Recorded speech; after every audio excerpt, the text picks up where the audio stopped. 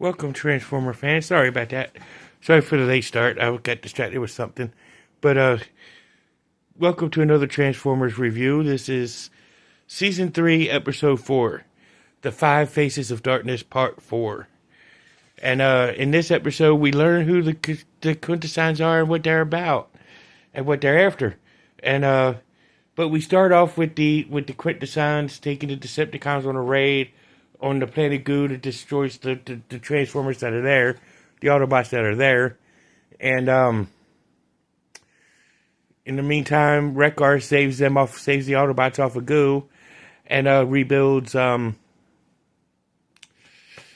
Springer, and we find out about them and whatnot, and also Marissa Fairborn, who we actually, it's been tossed as fan theory to see as Flint and Lady J's daughter, but mainly because she's got Flint's last name, and we all know that Flint and Lady J had a thing going on in G.I. Joe, so it's, in a way, it's connecting both the G.I. Joe universe and the Transformers universe, putting them together, and she goes off to save Blur and Wheelie off of the planet, Jupiter's moon, and in their mission to take the transformation cog to Metroplex, and so Metroplex could transform, and we got the Quintessons.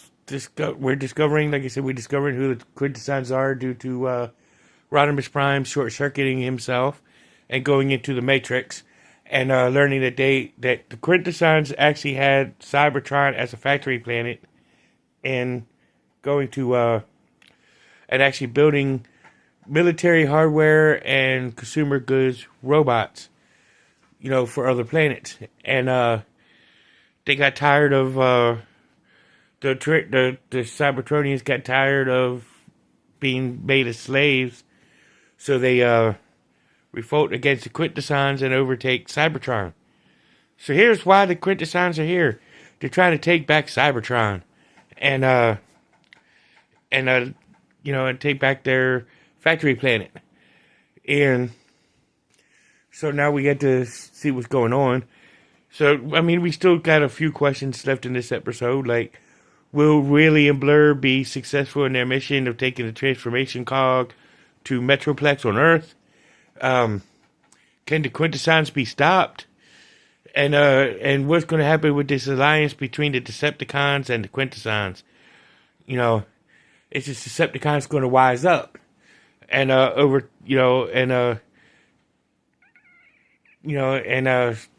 dissolve their momentarily peace treaty?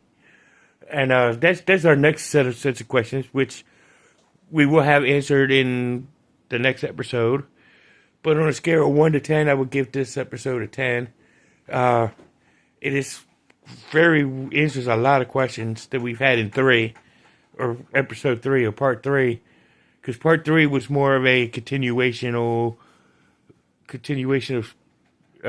extended part of part 2, where the questions that we had at the end of part 2 were still at the end of part 3, but part 4 we're getting the answers. But